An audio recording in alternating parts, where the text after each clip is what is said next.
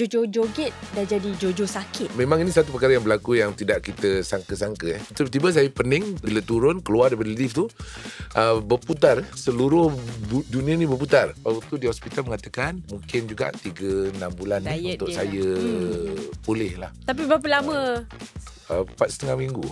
Sebab dah jadi good boy lah. Saya rasa macam naik pangkat lah. Ini mandat yang baru.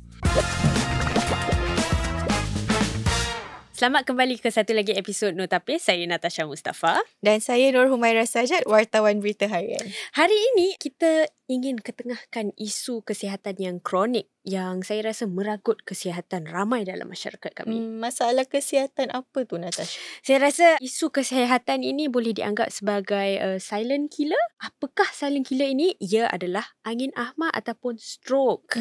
Dan sebenarnya stroke ni adalah antara masalah kesihatan kronik yang semakin meningkat dalam masyarakat kita. Correct. Menurut kajian National Population Health Survey, orang Melayu kita ni lebih berisiko kerana faktor seperti hypertension dan juga diabetes yang boleh menyebabkan kadar stroke yang lebih tinggi. Tapi seperti penyakit lain juga, ini kita boleh elakkan kan? Betul. Jadi sebelum kita dive into this topic, saya ingin introduce lah kita punya tetamu hari ni.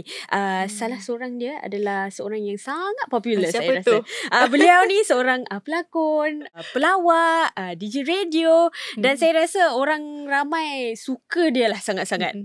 Salah satu line popular dalam ad yang saya boleh ingat adalah sedap di langit tak boleh ans.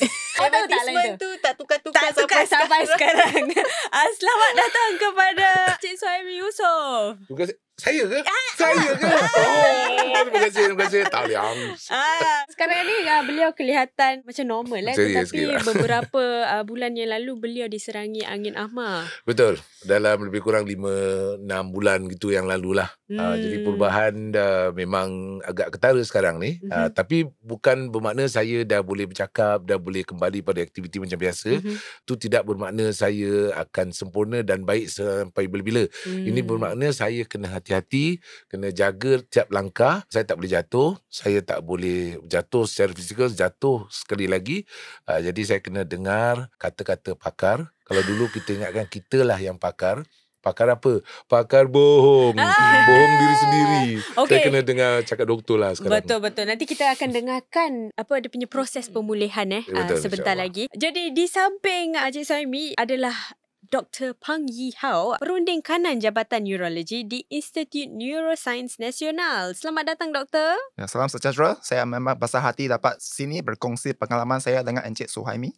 Alright, jadi dalam podcast hari ini pelbagai perkara yang akan dibincangkan daripada pengalaman pemulihan Cik Suhaimi serta apa yang kita boleh lakukan untuk mencegah diri kita daripada penyakit stroke. Kita mula dengan Cik Suhaimi dulu. Beliau ni sebenarnya terkenal dengan watak-watak yang berlainan. Selain daripada ad tadilah Sarjan Dola Abu Bakar daripada Polis Aktif dan Jojo Joget daripada Nus antara lain merupakan watak-watak yang popular Cik Suhaimi. Tapi semasa diserang stroke hari tu, katanya Jojo joget dah jadi Jojo sakit.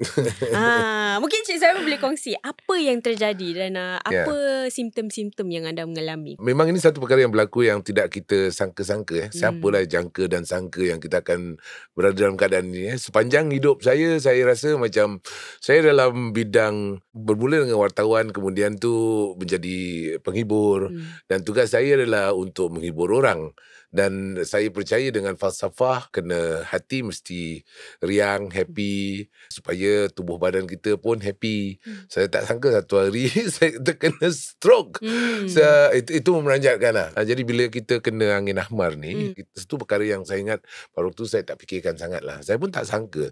Dan pada awal tu mungkin kita ada tanda-tanda awal pun kita tak kisah sangat. Sebab kita ingat kita sihat. Kita ingatkan kita macam forever young, I want to live. Forever young. Okay. Dan kalau sakit ni biasanya orang lain kena.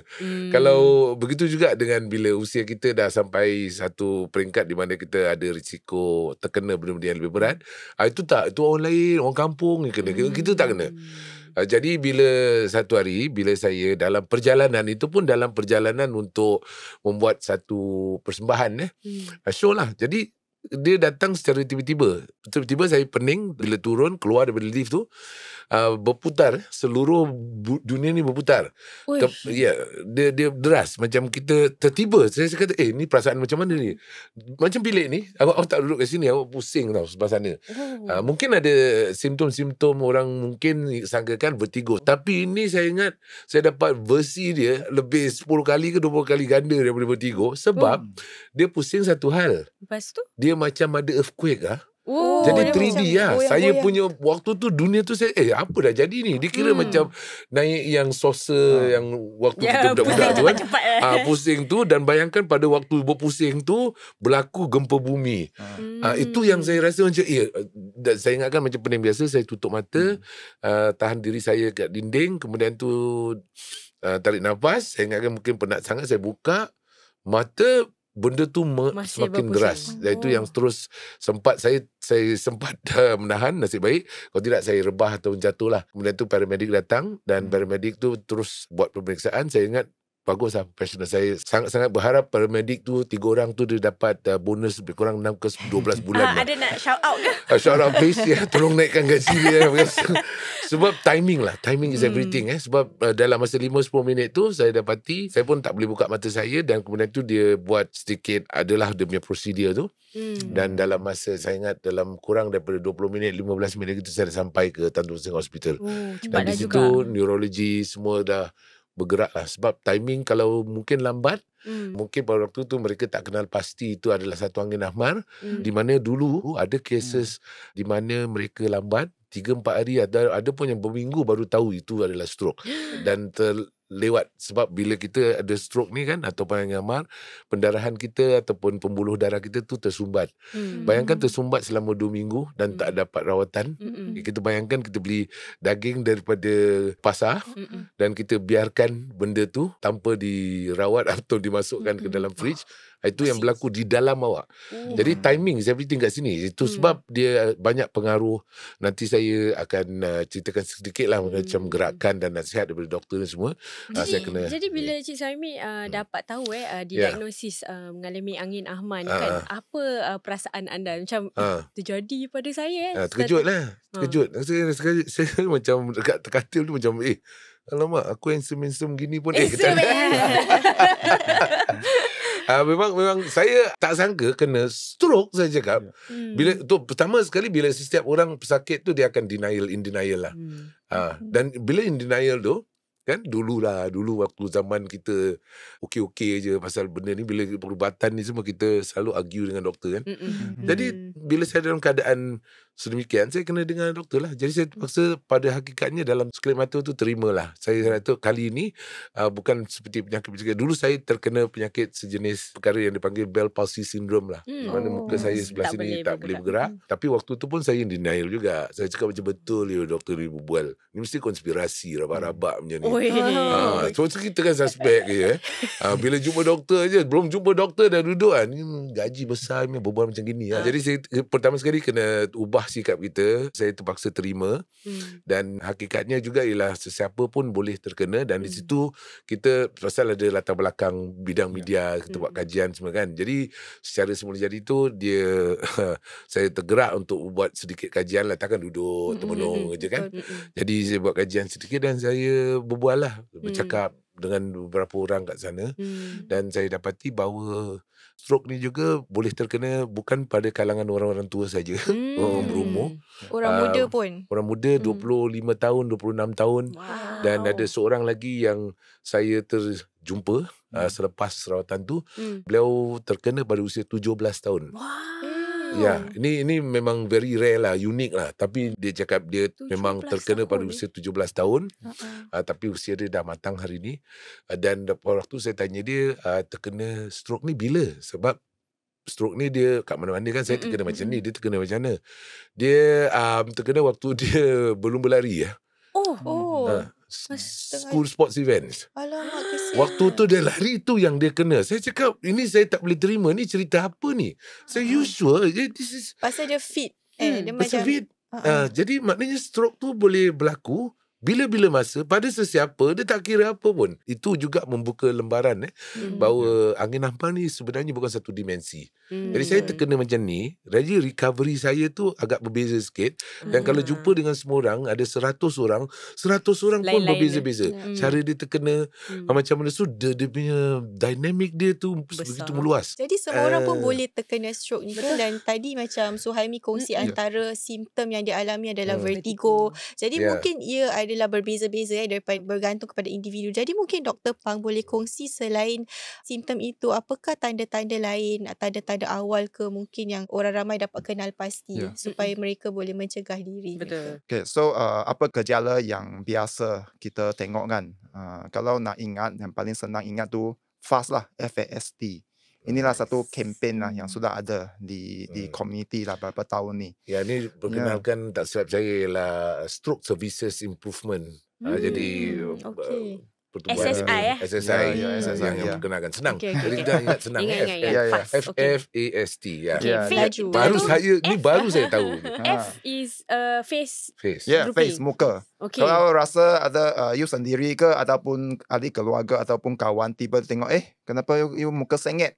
Kalau cakap makan pun air liur meleleh tu, itu kena jaga tu. Betul, kan kita tak perasan. Jadi kita tak perasan dan hanya bila dah sampai saat kritikal baru kita sendiri perasan. Kalau tidak orang kat depan saya mungkin tak perasan. Dan orang depan kami tengok macam sikit lain sikit kan. Ini pengalaman secara kolektif lah. Pengalaman saya dan saya bercampur dengan beberapa orang dalam support group kan. Mereka pun berkata kadang-kadang bila dia kena tu dia tak rasa. Jadi orang yang duduk depan kita, kawan kita, keluarga kita tu mainkan peranan. Muka kau sengit sikit, kenapa kena tegur lah kan. Kena tegur. Betul-betul. Okay. So tu arm tu kan, arm tu tangan, lengan. Lengan longlai ke ataupun lemah. Kalau macam tiba-tiba macam kalau pegang cup rasa lemah, jatuh ataupun apa barang pun tak boleh angkat tu. Ya, betul. Itu gejala itu kena hati-hati tu. Cuba cubit antara sama-sama itu. Biasa memang ada tenaga. Rasa pun okey lah, masih okey lah. Kalau macam tak ada tenaga, itu kena jaga. Arm penting. S tu speech, pertuturan. Kalau rasa pertuturan tak jelas, macam slur itu. Dia slur ataupun kadang-kadang dia pasal ni bermain dengan bahagian neuron kita. Contohnya macam kakak ipar saya sendiri. Dia bercakap dalam satu bahasa yang kita orang tak faham. Apa dia tiba-tiba dia berbual dan bercakap macam gitu tau. Tapi dia sendiri pada dia tu dia bercakap kau nak pergi mana, aku ada dia, tetapi waktu kita dengar tu dia bercakap macam tu. Dan tapi dia sendiri tak perasan lah. Dia bagi dia tak perasan. dia tengah berbual Kadang-kadang dengan sakit tu tak perasan. Yang penting tu orang sekitar tu kena tahulah, kena faham ni. Tengok ni tak biasa ni. Yang paling biasa yang kita tengok ialah slur kan. Kita gitu kan. Tapi ada yang secara macam itulah macam pelik dia bercakap dalam satu pada dia perasan dan dia faham. Kita tak faham. Dia saya panggil ni alien language lah. Bagi orang yang mendengar tu alien language lah. Kita ingatkan macam kenapa dia ni berbual macam gini Rupa-rupanya ini pun juga salah satu petanda stroke lah. Ada sejenis lagi teruk tu. Memang nak cakap tak ada suara langsung. Dan dia tak perasan dia tak ada suara. Betul. Betul. Macam ini pun dalam victim. mimpi kita nak jerit tak keluar macam gitu. Dia cakap tapi kita tak dengar. Pada dia macam dia cakap biasa. Atau satu jenis lagi yang pertuturan tu masalah tu. Kalau you cakap dengan dia macam tak faham. Itu juga satu gejala yang menjejaskan pertuturan. Itu tanda-tanda stroke tu. Yang ini saya kena AFS. Saya pergi hospital waktu saya waktu baru-baru kena ni, saya pergi sana, saya tak faham apa saya main je. Jadi saya tutup mata, saya buka dan entah apa orang berbual keliling tu. Jadi dia masukkan saya dalam MRI lah apa benda ni baru semua. Check baru dapat itu pun tak perasan. Saya besok paginya baru saya sedar dan kembali pada keadaan seperti baring atas katil tu. Kemudian tu barulah saya mula dapat tangkap apa yang berlaku. Sebelum tu saya tak perasan. Lepas tu FAS tu, dapat FAS tu kena cepat lah kan. T tu telefon. 995. Telefon siapa? Telefon 995. Yang 995. ingat number ni, nombor ni Ya. 995. Sebab ambulance. Betul, jangan akan cepat. jangan telefon Grab, jangan Salah, telefon. jangan. Ya. Terus. Jangan telefon kawan, lepas tu dia datang 2 jam lepas Ya, tu ya. seluar lewat. Aha. Kalau betul. you telefon 995 kata I ada stroke, dia memang cepat, dia datang segera nak hantar ke hospital tu. Timing is everything lah. Sebab kalau orang kena stroke, dia bukan macam Yes. demam biasa. Ya. Dia Saya nak tambah juga sebab stroke tu ada tersumbat kan, salur darah tersumbat. Macam you pernah salur air tersumbat. So sebenarnya dia ada 2 jenis stroke lah. Satu tu stroke sebab itu perkeluaran darah yang tersumbat tu. Yang kedua tu sebab bocor, salur darah bocor. Itu pendarahan punya stroke. Ya. Kita panggil hemorrhagic stroke. Yang pertama tu dipanggil ischemic. Ischemic stroke. Ischemic. Ya, yang pertama tu Ischemic yang kira tersumbat. dia- sebenarnya. Yang mana dia yang tersendat. lagi bahaya ke? Sama Kedua-dua pun sama bahaya. Okay. Ya. Tapi yang paling biasa, yang paling banyak kami tengok ialah ischemic stroke, yang darah tersumbat tu. Katakan tu satu taman kan, dia ada banyak itu tumbuhan. Kalau air tak sampai kan, Ya. dia terus sumbat. So macam yang Angel suami cakap tadi lah, dia akan mati kalau tak Ya. bagi air secepat mungkin kan. Ya, kalau yang perdarahan tu macam salur darah bocor lah, tak ada cukup air. Tapi dia bocor, dia air, dia pun macam banjir. Dia cover semua taman tu, itu tumbuhan pun akan Ya. Problem mati. juga, Ya. Jadi ischemic ni kira macam saya kena jenis ischemic ni ya. Jadi tersumbat di bahagian bawah ni dipanggil cerebral stroke. Ya. Jadi saya punya pipe tu tersumbat. Ya. Dan apa berlaku ialah sel-sel lepas dah kena sumbat tu dah tak dapat berfungsi macam biasa. Maknanya sel-sel tersebut dah biasa. Sebab tu Dah ada tak gejala-gejala kan, Ah. dia semua datang tu. Jadi waktu tu sama ada nak lakukan pembedahan atau tidak. Jadi pakar perubatan pada waktu tu mengatakan bahawa mungkin sumbat dia tu kat situ. Jadi pasal bila dah tersumbat ni kan, secara semula jadi tubuh badan kita ni nanti dia akan cari alternate route lah. Sebab sini traffic Cara jam. yang lain lah. Jadi dibiarkan situ dan kata nanti itu akan secara semula jadi akan proses tu. Tapi yang penting tu ialah saya sebenarnya bahagian sini waktu tu pening dan sampai hari ni pun masih lagi saya Masih pening. rasa efek dia. pening dia pasal dia terkena kesan kepada saya punya ear balance. Jadi kalau berjalan tu saya kadang-kadang kalau terlalu penat ataupun saya ingat macam biasa je, dunia ni akan berdangdut sekali lagi lah. Jadi saya punya vision ni, busy saya ni setiap hari tu saya ada kala ada masa saya bertongkat. Saya kena bertongkat sebab apa dia Sekarang. sekarang ni pun Sekarang ni pun. macam off balance itu.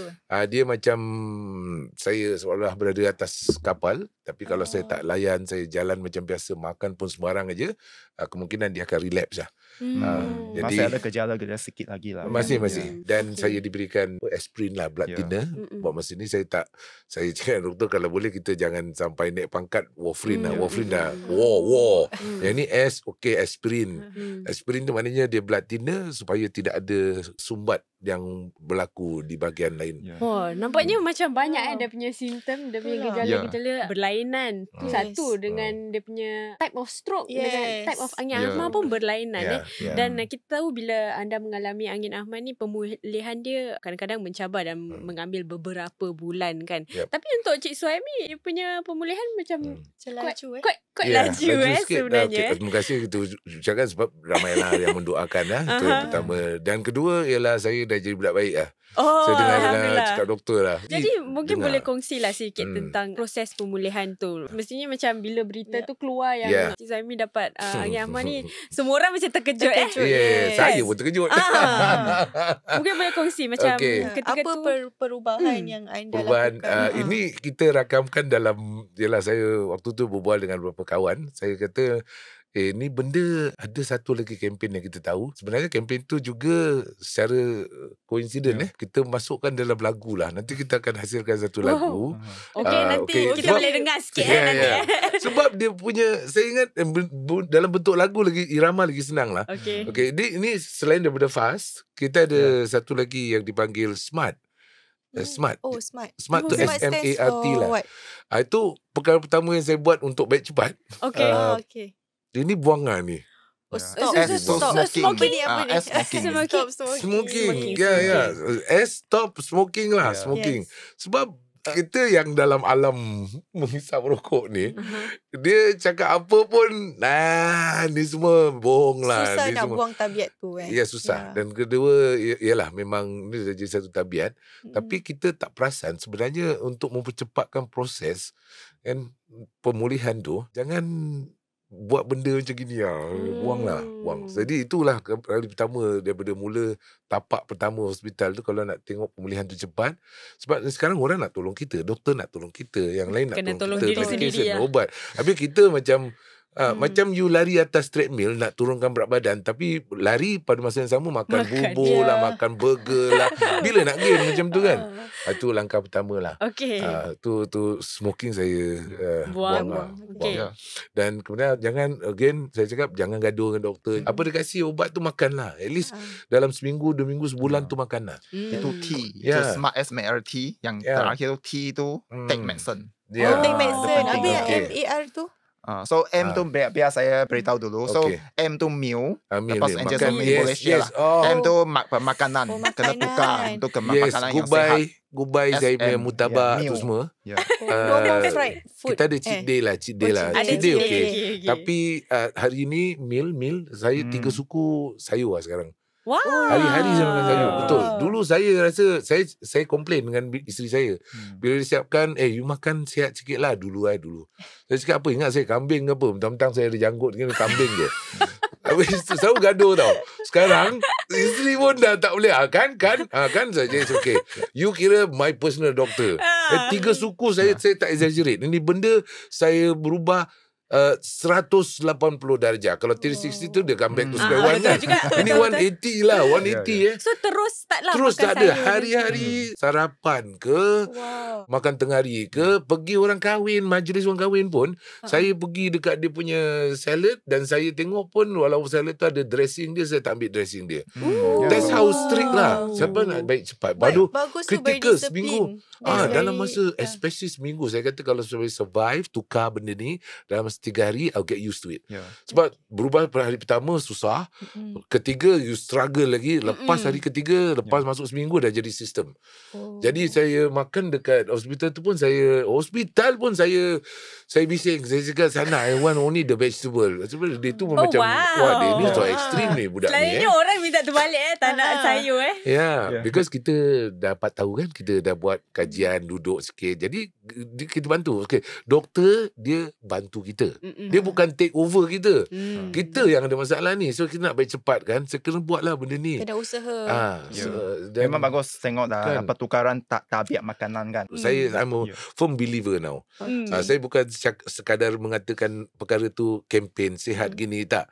Dan ini bukan untuk orang muda saja, untuk orang yang dah berusia. Maknanya makanan tu sangat penting. Don't underestimate makanan. So saya tukar 3 suku jadi fiber, protein, low carb lah. Maknanya nasi tu pun saya makan seminggu sekali je. Bukan kurang. Seminggu sekali? Seminggu sekali. Wow. Lepas tu carbs makan apa? Ikan, ayam. Itu protein. Yang carbs. Karbohidrat kadang-kadang datang daripada sayur pun, mayur pun ada. Betul juga. Mushroom kita ada dalam sayur mayur. Saya ingat dalam, kalau kita buat nasi ke mi ke. Mi, kalau mi pun, kalau nak makan pun boleh. Saya makan mi. Sikit. So itu kan activity. Kita dah ada activity treadmill tu. Apa? So untuk pemakanan tu saya pernah tambah. Pemakanan tu yang penting seperti yang cerita oleh Angel Suhaimi tu, kena tengok apa kandungan dalam pemakanan tu. Sebenarnya yang dia cerita tu kena kurangkan minyak, kurangkan daging. Kan. Kalau yang kedua tu cara pemasakan dia, kandungan dan pemasakan dia. Kalau selalu tu goreng-goreng punya, itu memang pun tak boleh. Air fryer sekarang. Kalau boleh panggil air fryer itu okey. Kalau tak tanpa minyak kan, kurangkan minyak. Yang penting kurang minyak, kurang gula, kurang garam. Okay. Itu yang semua yang sedap. Itu waktu kita sihat waktu kita sakit. Jadi makanan tu semua dikurangkan. Itu memberi satu faktor sumbangan lah kepada pemulihan saya secepat mungkin. Doktor waktu di hospital mengatakan mungkin juga 3-6 bulan untuk saya pulih lah. Tapi berapa lama? 4,5 minggu. Tak sampai 2 bulan pun. Sebab dah jadi good boy lah. Nak baik cepat jadi good boy lah. Jadi bila orang nasihatkan kita buat kerja, kita nak sihat bukan untuk nampak handsome ke cantik ke tidak. Tu bonus. Tu bonus lah. Untuk sendiri kan, sihat untuk sendiri. Tapi Untuk kita boleh buat aktif. Nanti doktor akan sebut aktif last Oh, time. itu aktif. Aktif. Terus. Activity. S, belum lagi S stop belum. smoking. Smart. S, okay. S-M-A-R-T. Oh, S, ya, kita kat A. Okay, Yeah, masih S kat stop A. smoking. Ya. Okay. M tu M, meal, meal. Makan pemakanan. healthy meals. Okay. A Pilih. tu activity. Activity. Cakap pasal ya. activity. Okay, again ini Activity macam mana? bukan pasal saya nak cakap pasal kempen Pasal I believe in this already. Dan ini benda coincidentally saya buat dan rupanya kajian pun dah buat gini. So it matches. So saya buat dan waktu saya sakit, saya buat macam ini cepat pulih. Kemudian tu saya tak nak sakit lagi lah. Kalau boleh kita jangan sakit lagi. Dan active lifestyle ni ialah satu perkara yang kita nak aktif. Walaupun umur dah, bayangkan 70 tahun, 75, aktif bagi orang-orang kita, masyarakat kita. Aktif tu bermakna kita dapat melakukan ibadah. Kita masih lagi boleh sujud, kita boleh bergerak.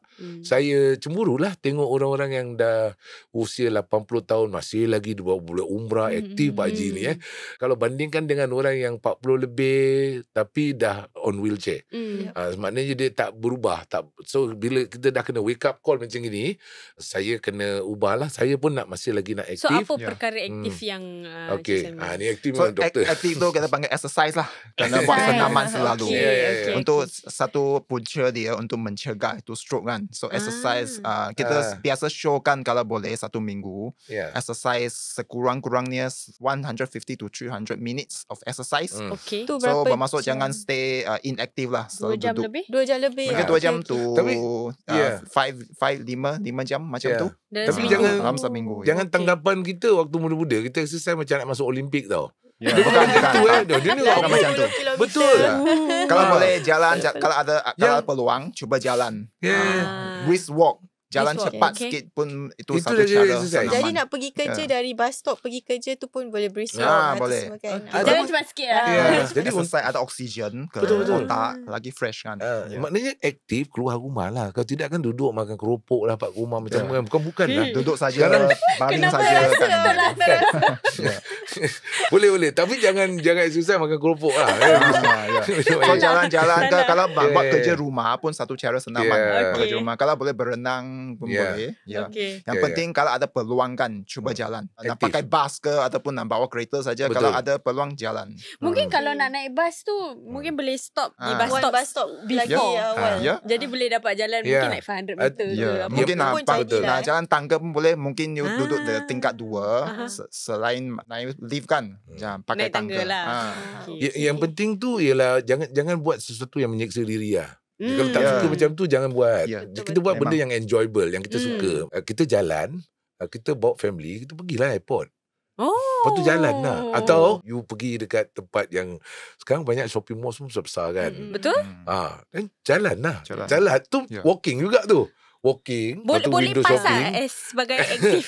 Ya, kalau jalan selalu pun boleh. Okey. Tak, Maknanya tak kira Okay, you jalan dekat shopping. mana. Window Ya. shopping, Tak kira you jalan dekat mana. Kalau dekat shopping mall pun boleh. Kalau nak ada lift, jangan pakai lift. Pakai tangga juga. Itu pun cara senaman juga. Sekarang I Betul. think contohnya di Tampines Hub. Tampines Hub ada tingkat track 5. kat atas. Ada track. Saya cakap wow.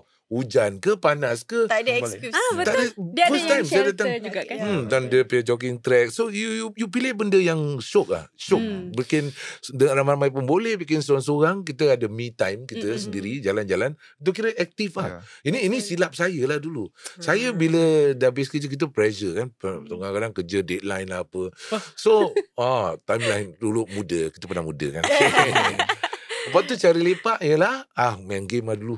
Main game, lepas tu bikin ais Milo, lepak, tengok movie kan.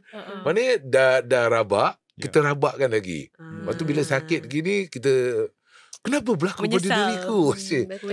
Menyesal. So tadi aktif lifestyle tu bukan untuk orang yang sakit nak pulih je. Orang yang tak Sebagai nak stroke. pencegahan Siapa yang nak lah. stroke? Orang Cegah. sehat macam kita jalan pun boleh mencegah tu. Kalau nak aktiviti yang ekstra pun boleh macam bawa basikal. berenang. Itu pun cara-cara Mana-mana senaman. suka lah. But I think window shopping tu bagus lah. Kan, saya pun Jadikan rasa. satu national sports, window shopping. Kalau window shopping jangan berdiri saja dekat sana. Kalau jalan-jalan. Jalan, Jalan, tak boleh berdiri macam pun tak inspect ada dari luar. kesan dia.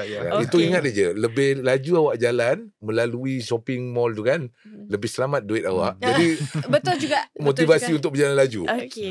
Jadi Habis itu R apa? R tu regular check up. Kena selalu tengok doktor lah. Yeah. Macam yang Angel Somen cakap tu. Kena dengar atau arahan daripada doktor. Itu regular check up. Betul. Regular check up penting sebab kita banyak orang kita bila termasuk saya lah waktu tu tak nak pergi check up macam biasa je. Tapi kita tak nak okay, experience senang Ni semua orang boleh relate. Nanti check up dengan doktor masuk hospital daripada satu penyakit macam-macam penyakit dia bongkar nanti. Betul?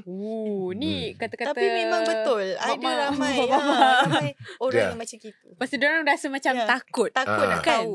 So takut nak tahu atau takut bila dapat tahu. Dan dia itu. dah kena penyakit tu kan, dah too late already. Kalau kita takut, kita terkena, kita buang ketakutan tu dan kita tahu lebih awal, kita boleh ambil tindakan awal. Selalu saya beritahu pesakit saya, pencegahan tu lebih baik daripada rawatan. Ya betul. Tunggu sampai tu penyakit sudah lewat dan Betul, perawatan betul, pun betul. tak cukup masa. Satu lagi seorang teman yang saya jumpa baru-baru ini juga, dia katakan bahawa dia terkena stroke tu 4 kali lah. 4 kali kau. Banyak sangat tu. Dan saya kata, apa jadi? Kenapa sampai 4 kali kan? Dia kata kali pertama, dia kata memang dia tak pernah buat regular check up. Dan dia jalan terus. Jadi beliau, nama dia Patrick. Patrick kalau dia tengah tengok, dia kata waktu tu dia memang naughty lah semua. Jalan terus. Wine, alkohol, smoking, berlasah. Lepas tu bila jumpa doktor, pasal dah sakit kena stroke tu, doktor kasih dia ubat. Dia balik rumah, itu ubat dia buang kat tong sampah lah. Alamak. Lepas tu dia kena take medicine. Smart eating. Itu penting. Betul. Makan ubat. Dan dia bukan buang sekali. Lepas tu dia jalan terus macam biasa. Dia kena lagi. Dia buat lagi. Dia ambil ubat tu dia buang. Saya tak bohong. Saya kata Patrick, you champion lah 3 Patrick. kali dia buat macam gitu. Dia pasal dia still don't believe. Kenapa? Apa yang dia tak percaya? Sebab kita selalu percaya ni banyak sangat informasi lah barangkali. Ini semua konspirasi. Doktor evil lah. Make money lah. Take my money. Then semua buang lah. So bila dia dah buang, dia kena lagi kali ketiga. Itu baru dia sedar. That this is, barulah dia makan. Baru ada perubahan tu cepat sikit. Sebab waktu tu awal-awal dia kena. Lepas tu dia macam self-recovery tau. Dia kata lepas 1 hari tu dah macam dah okey okey sikit. lah. Dia dah okey. Dia kata okey lah. Tak terjadi lagi. So after yang kena ketiga tu barulah dia ambil. Itu pun jarang-jarang. Still 50% believer. Dia kena lagi kali keempat. Bila dah kena keempat tu baru dah dia kira macam dalam istilah taubatan nasuha lah. Dia dah taubat. Baru saya terjumpa dia kan, Patrick tu. Dan hari ni dia seorang terapis. Dan dia sendiri live to tell the tale. To tell people jangan degil lah. Jangan. Sebab aku buang lah. Dia kata I throw away lah. All this doctor all that time I say all nonsense lah. This one make money for me. I throw away lah. Satu pun dia tak makan. Dia pergi beli sendiri. Dia pergi beli Panadol. Lepas tu dia pergi entah mana. Tahu orang suruh minum kedai Asal singsing. boleh obat. Minum tu untuk Random. apa teh tahu apalah. Tapi this is I mean maybe someday I can introduce you this Patrick. To me is like 4 kali 3 went kali to baru war. serik. So I said I don't want to be like him. So I quickly bab ni kita kena kancong sikit lah. Kena panik sikit. Kita kena berhati-hati lah. So yeah, take medicine. That's the one that penting smart lah. So ada tak macam mungkin Dr. Pang boleh kongsi salah tanggapan lah. Mungkin tadi kawan tu cakap tak payah ni semua konspirasi dan sebagainya kan. Dr. Pang boleh help to clear this misconception lah. Okay, misconception yang pertama adalah orang tua saja yang boleh kena stroke. Betul ke? Ya, ini memang salah. So sekarang saya nampak meningkat lah. Selalu ada semakin ramai pesakit stroke tu pun dari kalangan orang muda. nampak? Nampak? Muda berapa muda ni? Muda remaja. So muda sampai yang umur 17 tahun yang Angel Somen mention tu, So ada memang umur 20-an, 30-an pun boleh kena stroke. Betul. Apa sebab dia? Sebab sama lah dengan tabiat yang buruk. Sebab merokok ke, kencing manis darah tinggi yang tak jaga bagus, tak jaga baik tu, orang muda pun boleh kena stroke lah. So jangan ingat orang tua saja yang boleh kena stroke. Salah tanggapan tu. Okey, dan seterusnya adalah simptom stroke ni very obvious dan terus tak boleh gerak kalau diserang. Selalunya orang macam terbaring ke apa kan. Betul ke? Itu salah satu saja gejala yang stroke tu. Yang penting stroke tu gejala dia berlaku tiba-tiba, macam kena kilat dan petir tu. Kalau apa saja gejala yang kena tu, semestinya lah yang biasanya yang paling biasa kami tengok ialah kelemahan ataupun muka sengit. Ataupun pertuturan. Tapi gejala lain seperti yang vertigo, yang spinning, pusing tu, ataupun tak boleh rasa, tak boleh jalan, tak boleh nampak, semua yang tiba-tiba tu kena berhati-hati. Terutamanya di kalangan orang yang ada risiko stroke, dapat stroke kan. Kencing manis, smoker tu mesti dapat rawatan awal. Wow, okey, banyak sebenarnya gejala-gejala yang lain untuk tahu sekiranya anda mengalami stroke. Yang ketiga, saya punya misconception ataupun salah tangkapan adalah kalau dah kena stroke ni, dia tak boleh baik. Betul ke? Itu pun tanggapan yang salah. So yang penting datang awal dapat rawatan. Kalau masa keemasan tu memang penting. Semakin awal dapat buka itu salur darah, buka itu tersumpatan tu keberangkalian untuk sembuh memang tinggi. Lepas tu duduk dekat hospital pun kena dengar nasihat doktor ke, fisioterapi ke, occupational therapy juga, dan nurses juga. Sebab dia orang memang tolong seseorang tu kembali ke masyarakat. So memang ada keberangkalian untuk kembali ataupun sembuh selepas stroke. Ya, memang ada. Doktor, dari segi sudut pandangan perubatan, saya bagi dari segi sudut pengalaman peribadi. Pesakit stroke boleh baik. Example. Cuma jangan sakit lagi lah. Boleh baik tapi jangan sakit lagi. Sakit lagi tu macam awak cek pasal dah tahu macam orang dah terlentak jalan, lepas tu terlentak tiang kan, ataupun di palang. Lepas tu dia jalan tempat yang sama juga. Lepas tu dia kena terlentak tiang. Ibarat pepatah saintis paling popular ialah apa tu, rambut dia putih amat lupa pula. Einstein. Macam Einstein. Macam Profesor Dr. Albert Einstein cakap kan, if you keep doing the same thing and then you expect different result, that is insanity. Jangan buat berkali dah kena tiang, sudahlah belajar, jangan kena tiang yang sama. Jadi boleh baik, jangan buat dosa yang sama dan sakit lagi. Dosa yang sama.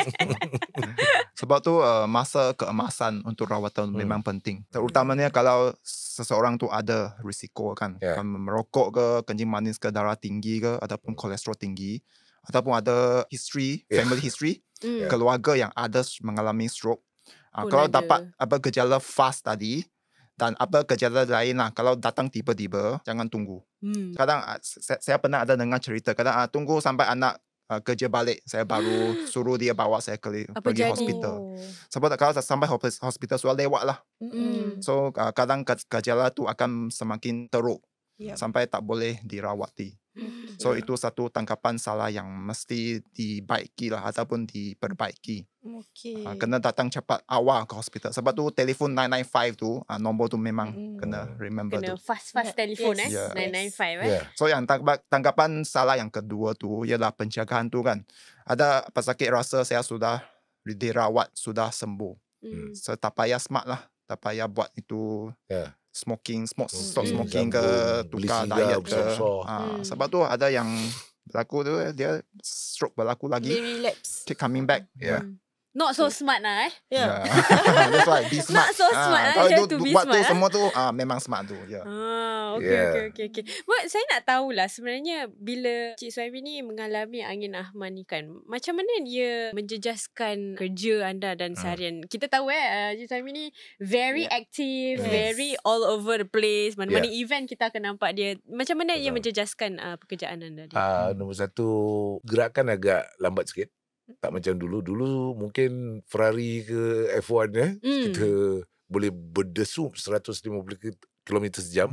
Sekarang saya kena sekarang slow, sekarang kena slow sikit. Saya kena ikut speed limit 70, 80. Sebab kalau saya jalan terus lagi, kemungkinan ada masalah lain lah.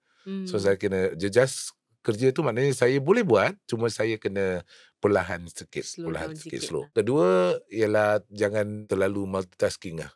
Multitasking Maksudnya macam mana? Multitasking kita ingatkan kita Superman kan, boleh buat 5-6 job at the same time. Wah, pagi ni mengacara kat sini, petang tengah hari. Dulu saya pernah buat persembahan ataupun mengacarakan majlis hari raya. 4 majlis dalam satu hari. Wow.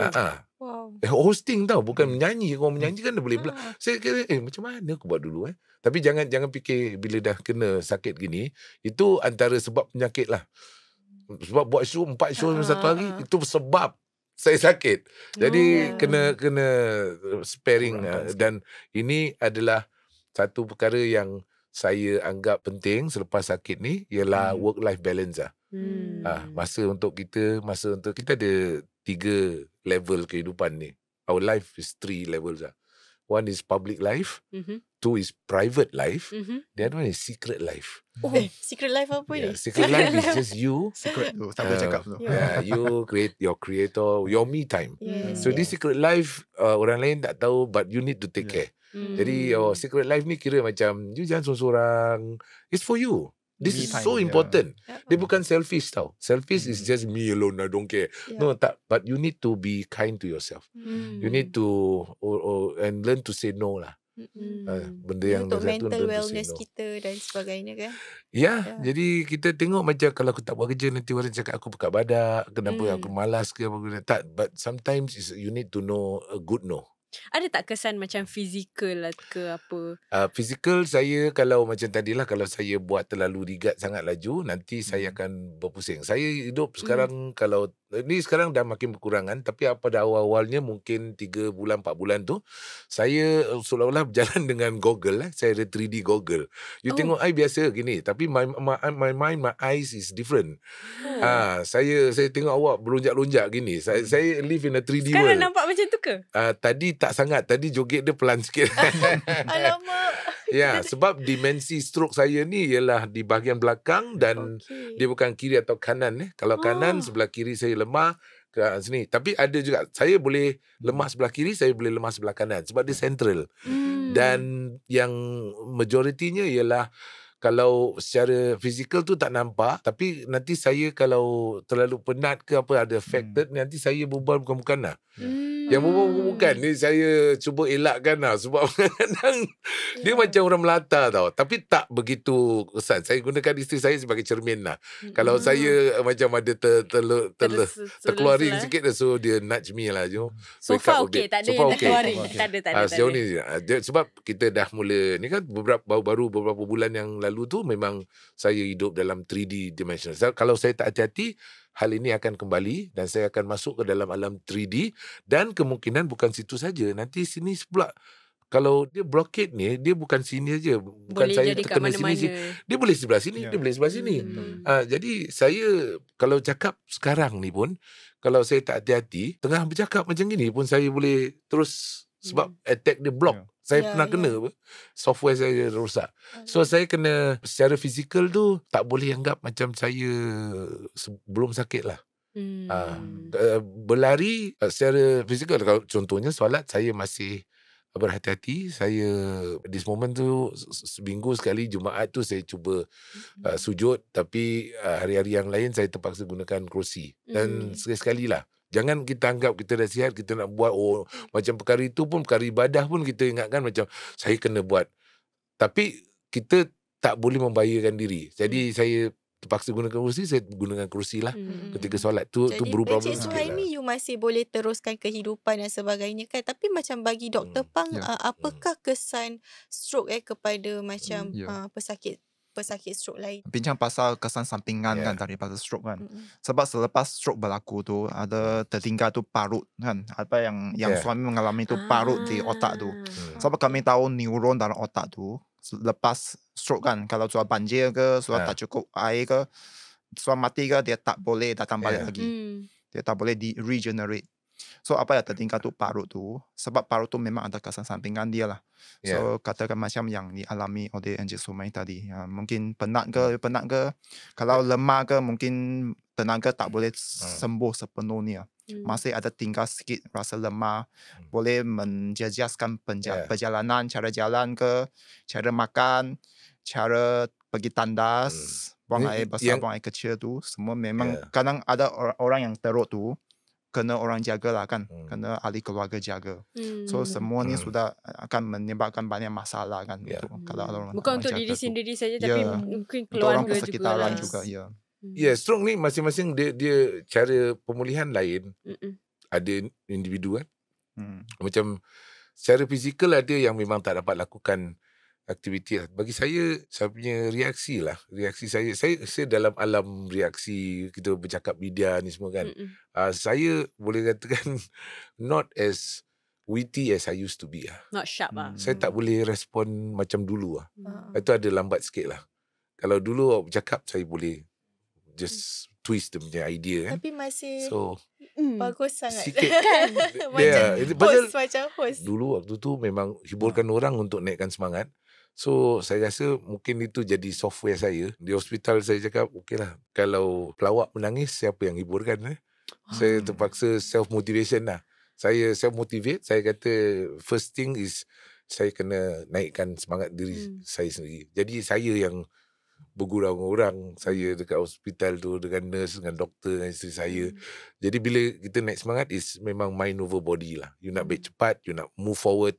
Mind over body sebab memang bukan secara visual ataupun imaginary aja. Sebab mind betul. Ni sekarang betul-betul fizikal. Otak saya ni tersendat. Seluruh fizikal saya.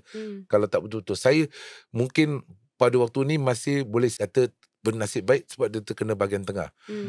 Tapi risikonya mana dah pernah kena, saya kemungkinan sebelah kiri atau kanan saya kena. So untuk baik cepat, pertama sekali attitude lah. Kena positif lah. Kalau you macam murung, tunggu orang lain buatkan. Tak, bila speech therapist masuk ataupun occupational therapist masuk, dia suruh saya baca contohnya lah. Waktu tu saya masih bolehlah bergerak sikit kan. Dia suruh saya baca ayat tu lah. Macam banyak R, nak tengok vibration kita kan. R, S ni semua. Saya cakap, I think I can do better than this. What do you mean? Before time began, I still can do Optimus Prime. Saya tengok the therapist tu dia terperanjat. Dia kata, what is that?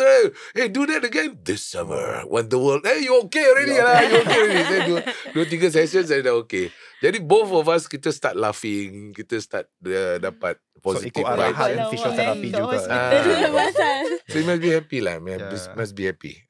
Jadi bila saya ada, kenapa saya mungkin reaksi saya begini, saya tak boleh demoralize diri sendiri sebab ada sebab lah mungkin. Saya terkena ni supaya saya dapat sebarkan message yang selama ni kalau sebut tentang masyarakat Melayu, kita ni bukan hanya segan. Kita adalah masyarakat yang kita tak suka menyusahkan orang lain. Jadi tak ramai yang tampil ke depan berkongsi tentang pengalaman tersebut. Jadi akhirnya kita tak dapat dia punya panduan-panduan yang hebat sebab pengalaman ni tak apalah ni semua. Dan kedua ialah kita macam tak apalah ni dah berlaku, makcik dah kena macam gini, dah takdir. Dah takdir. Ya, takdirnya lah untuk kita berceritakan kepada yang lain. Sebab sesiapa yang menyampaikan pesanan itu amal jariah. Jadi ini kita nak kena sebarkan sebab ramai quiet voice out there. Silent voice. Saya actually ada soalan notapis sikit untuk Suhaimi. Pertama, ada 2. Okay, pertama adalah anda ni seorang yang confident, that's why boleh bawa watak-watak yang berlainan dalam TV, radio dan sebagainya, dan dikenali sebagai personality yang popular. To be honest, selepas anda menggali stroke ini, pernah tak rasa self-esteem anda ni terjejas? Self-esteem saya rasa macam naik pangkat lah. Ya, saya dapat satu lagi medal. Ya, because tiba-tiba ada satu bidang, ini mandat yang baru. Kalau dulu, saya terima kasih.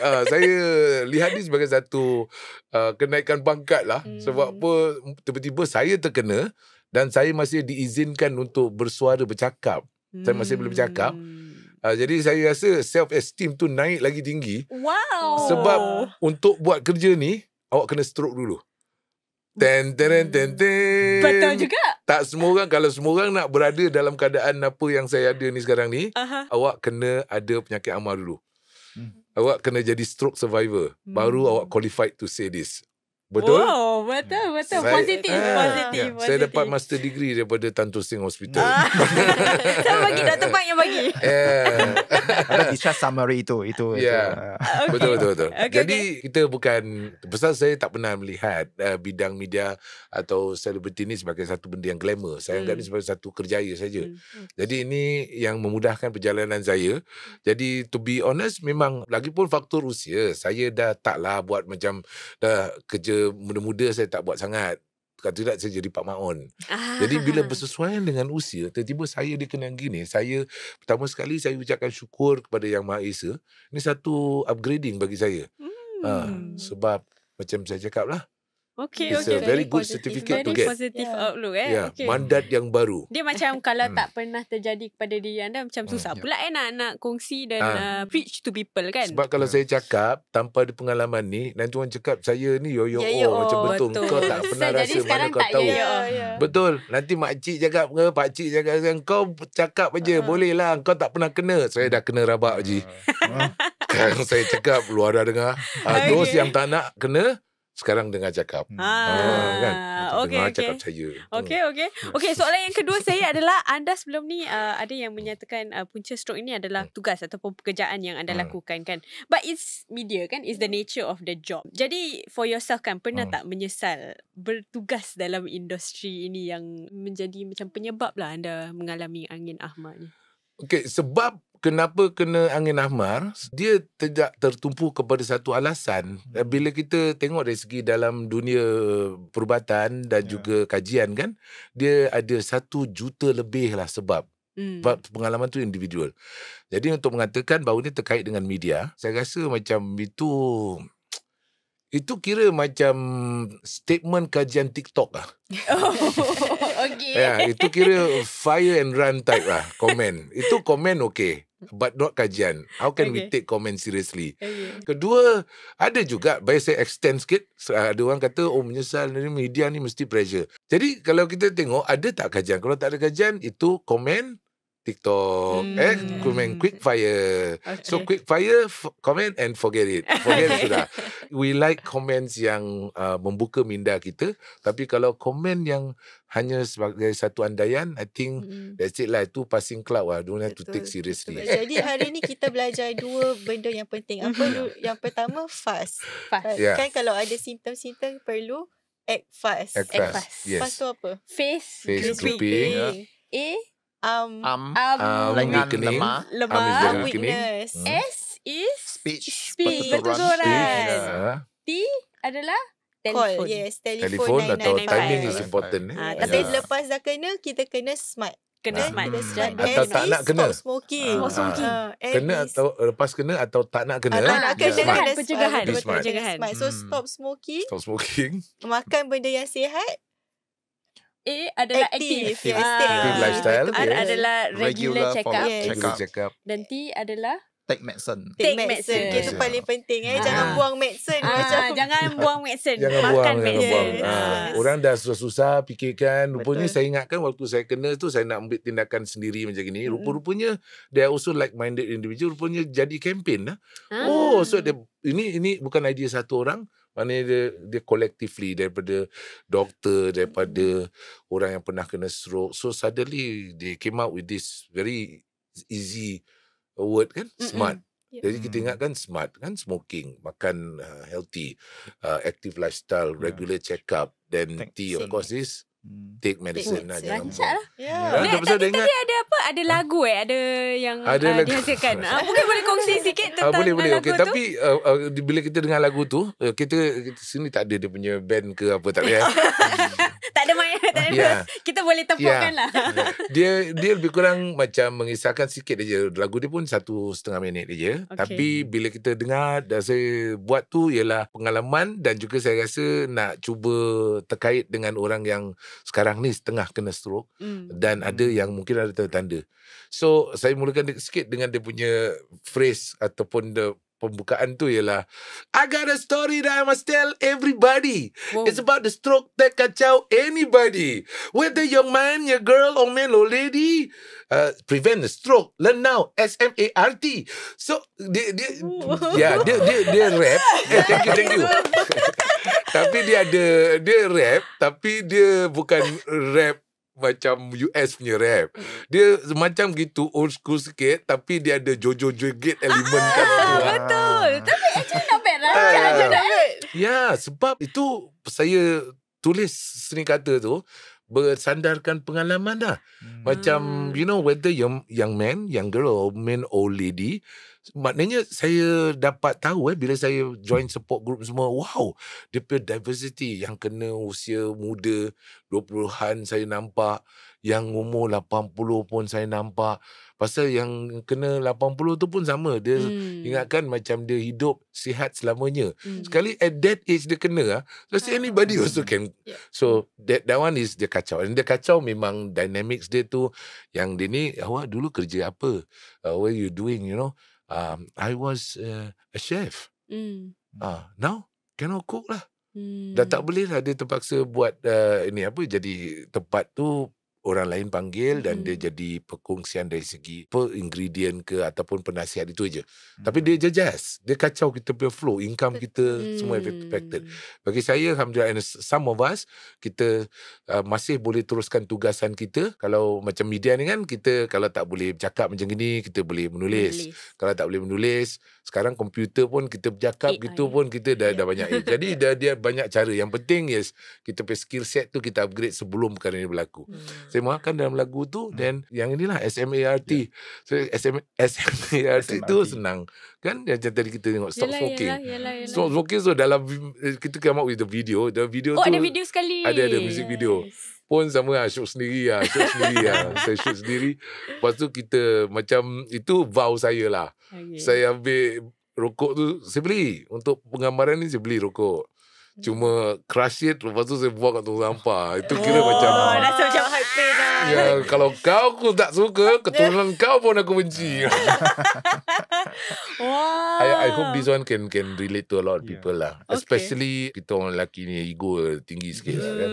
Jadi nak kena hit that part, and then we are doing this for other people lah. Right. Okay, mungkin sebelum kita tutupkan podcast ini, mungkin kata-kata terakhir daripada Dr. Pang, mungkin nasihat lah bagi mereka yang masih not so smart sekarang. Nasihat yang paling penting adalah kena ingatlah ini perkataan ni, think fast, be smart. So think fast tu bermaksud kena cepat lah kan. Kalau ada gejala stroke, kena berlaku dengan cepat. Fast tu face, arm and speech, dan telefon ambulans. Sebab ambulans boleh hantar seseorang tu ke hospital dengan cepat. Kalau banding dengan pergi dengan kenderaan sendiri. Okay. Be smart tu, S tu stop smoking. M tu meal, pemakanan yang sihat. A tu activity. R tu regular check up dan regular screening. T tu take medicine. Ya, ini nasihat saya. Okay. Penting untuk pastikan yang kita ada pencegahan lah. Bila kita ada pencegahan tu, maknanya kita boleh pastikan kita tak susahkan diri sendiri dan juga tak susahkan orang lain. Yang penting adalah kita sekiranya terjadi, kita kenalilah dia punya gejala-gejala yang apa kita mengalami tu, dan bergegas lah dengan fast act on the thing lah. Okay, terima kasih banyak-banyak kepada Cik Suhaimi dan juga Dr. Pang kerana bersama kami. Saya berharap your journey, Cik Suhaimi, akan berterusan. Masih terus. Dan semua orang berinspirasi untuk be smart jugalah. Okay. Terima kasih Dr. Pang dan Cik Suhaimi. Okay, dengan itu kita jumpa lagi dalam podcast seterusnya. Okay, insyaAllah.